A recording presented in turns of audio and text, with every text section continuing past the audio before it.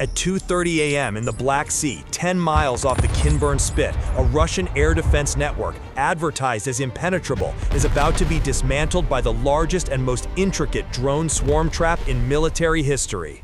A single Magura V-5, an 18-foot naval drone that Moscow publicly mocked as floating junk, is currently slicing through the waves at 46 miles per hour. It's a ghost, rendered completely invisible to radar by a revolutionary Ukrainian technology codenamed Swarm Phantom.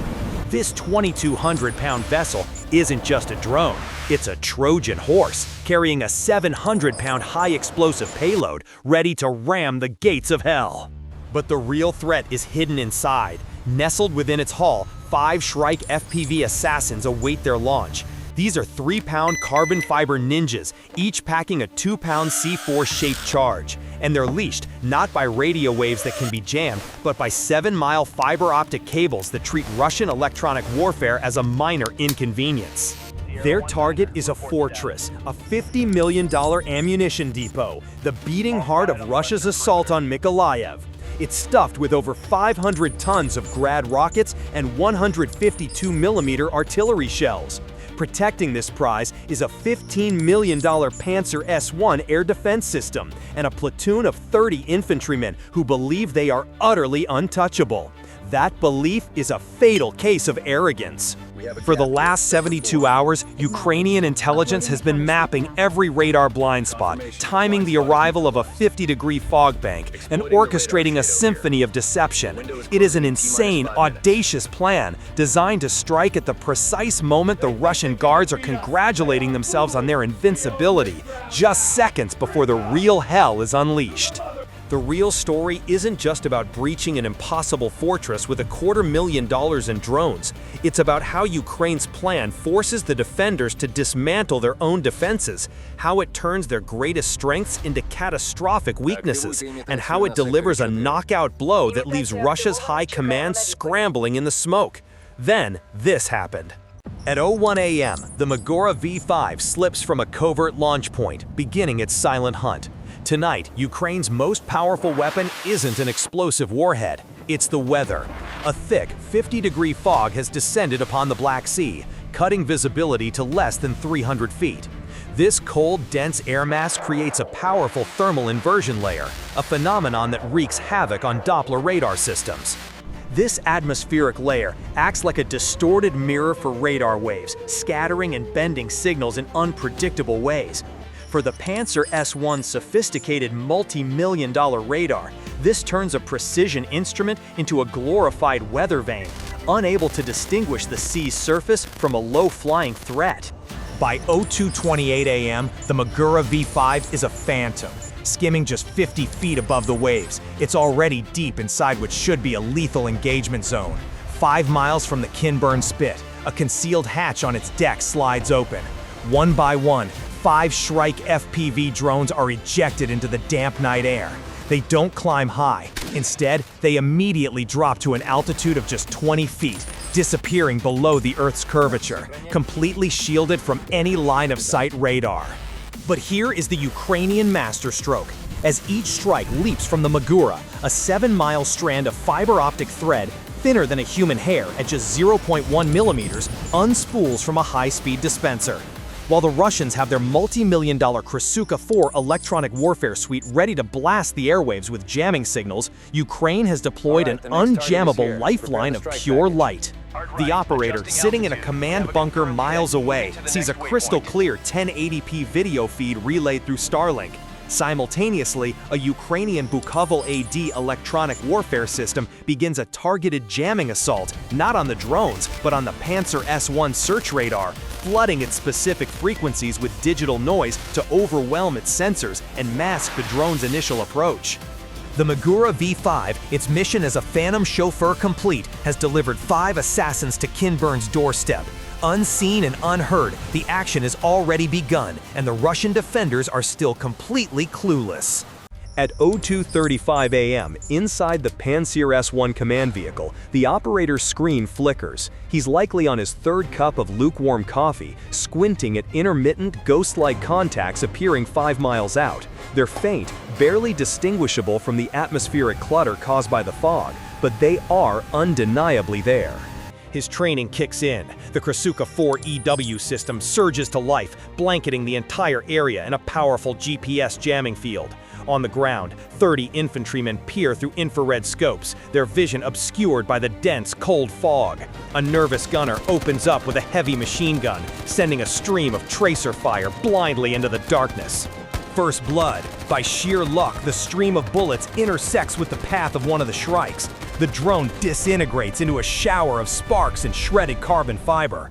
Inside the Russian command vehicle, the screen glows with a stark warning: unidentified aerial intrusion. This is the moment the Ukrainian operators were waiting for. They play their first card. The Magora V5, the largest and most obvious target, abruptly cuts its engine, turns 90 degrees, and begins to drift silently away with the current. To the Russian officer in command, the tactical situation appears perfectly clear. A single, large drone probed his defenses. The fact that it was taken out 5 miles away is a testament to his unit's readiness. He smirks, logging the event as a successful deterrent. He orders a patrol boat to investigate the drone's last known position, confident he has neutralized the threat. It's a classic, textbook case of fatal arrogance. He doesn't realize the real threat isn't retreating, it's multiplying. The Pantsir operator, flustered but confident, tries to get a lock on the remaining contacts, but the drones are small, flying low, and the fog is playing havoc with his radar. The turret wobbles, struggling to track. The jamming intensifies. He watches his screen as the faint contacts split and then vanish completely into the fog. The Russian EW team reports success. Their jamming has clearly driven off the remaining intruders. They've brought a flamethrower to a fight against ghosts. You see, the Krasuka 4 is a beast, a master at jamming radio waves. The problem is, the Shrikes aren't listening to the radio. They're watching light. You can jam the airwaves. You cannot jam a strand of glass. The fiber optic connection renders Russia's entire multi-million-dollar electronic warfare suite completely, hilariously useless. With the Russians now focused on the retreating Magora, the 4 remaining Shrikes initiate their split swarm tactic. 2 drones hug the coastline, using the terrain of the spit itself to mask their approach from any ground-based observation. The other 2 continue to skim just above the waves. They are now attacking from 2 separate axes, a geometric nightmare for any single air defense system to track.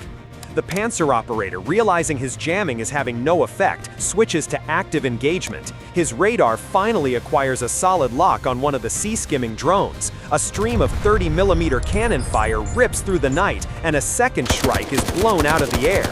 The Russian infantry, emboldened by the success, joins the fight with renewed vigor.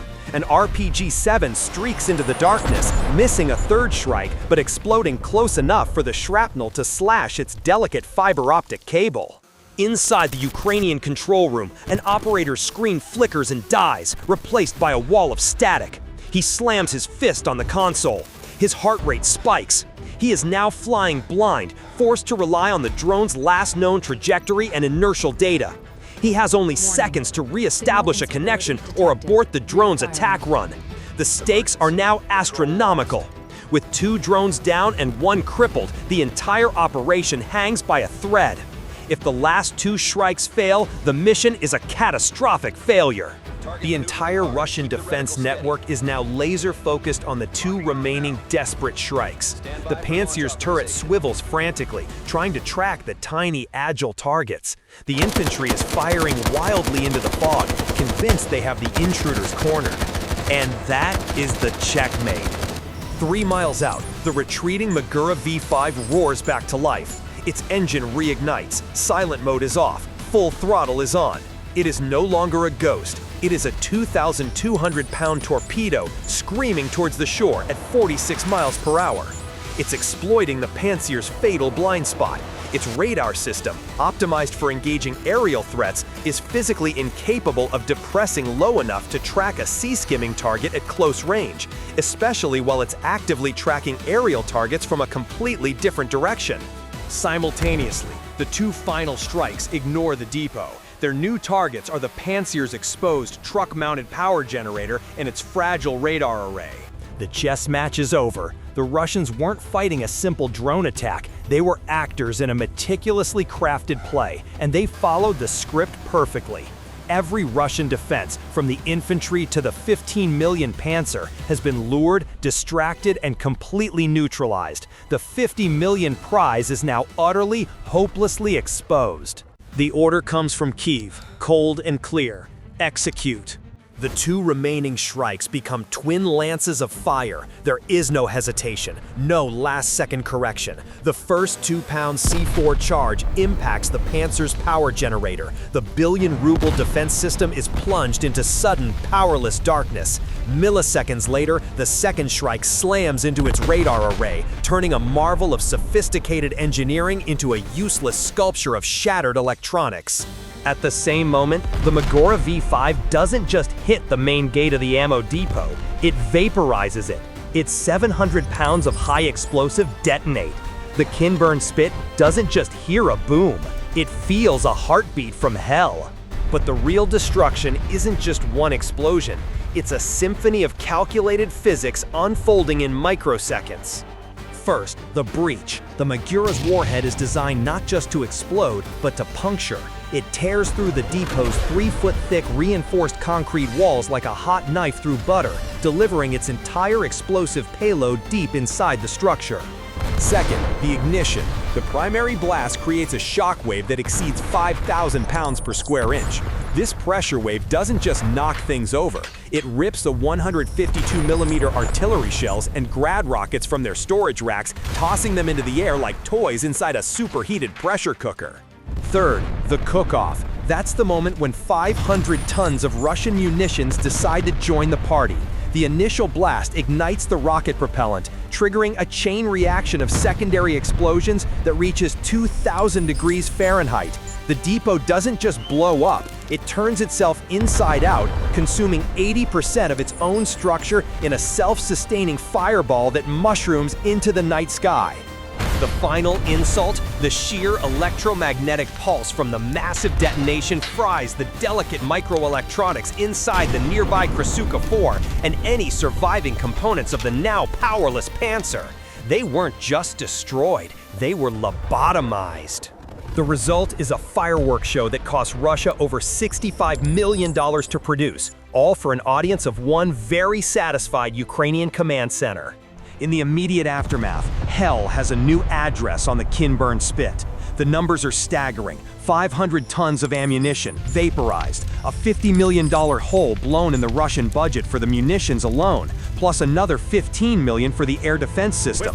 On the ground, chaos reigns. Russian soldiers, blinded and deafened, scramble in the darkness, illuminated only by the towering inferno that was once their impenetrable fortress.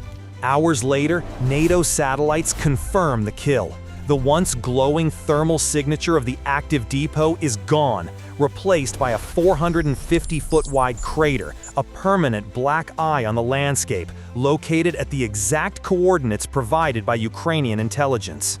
But the real damage isn't measured in dollars or craters, it's measured in strategic paralysis. Overnight, Russia loses command of the Mykolaiv logistics pipeline. The Black Sea Fleet's primary source of naval and artillery ammunition for the entire sector is frozen solid. Their ability to sustain offensive operations is crippled. This wasn't just a tactical strike, it was a strategic decapitation. This KINBURN masterpiece isn't a one-off, it's an evolution of a proven doctrine. Take the Tuapse raid on September 9, 2025. 5 Magura V5s, each loaded with over 600 pounds of explosives, struck a Russian oil terminal 300 miles from the front. Skimming at 45 miles per hour under the cover of fog, they dodged S-400 radar, while Shrike-like FPV drones disabled a $10 million Tor M2 system. The resulting blast torched 140,000 tons of fuel, costing Russia over $100 million, using the exact same ghost taxi tactic. The KINBURN blowout isn't just a boom, it's a seismic shift. Economically, that $65 million loss is a gut punch to an already strained war chest. Replacing 500 tons of advanced munitions could cost another $70 million, money Moscow can't easily spare while sanctions bite and oil revenues dip. It's a public relations nightmare. Kremlin spin doctors scramble to blame NATO provocation, but the world sees a superpower outsmarted by $256,000 in Ukrainian tech. It validates every report of Russian incompetence and fuels dissent at home. It leaves the Black Sea Fleet limping, forcing a retreat from key coastal positions and giving Ukraine a 30-mile buffer zone to bolster its defenses around Ochakiv. Psychologically, the effect is chaos. Russian troops on the ground, once cocky in their technological superiority, now jump at shadows. Drone paranoia spikes. Morale craters harder than the depot itself. For Ukraine, it's a massive morale booster, proof that their ingenuity can overcome brute force. With the Swarm Phantom, a masterful blend of fog, fiber optics, and brilliant deception, Ukraine proves once again, modern warfare isn't won by the side with the bigger budget, it's won by the side with the sharper brain.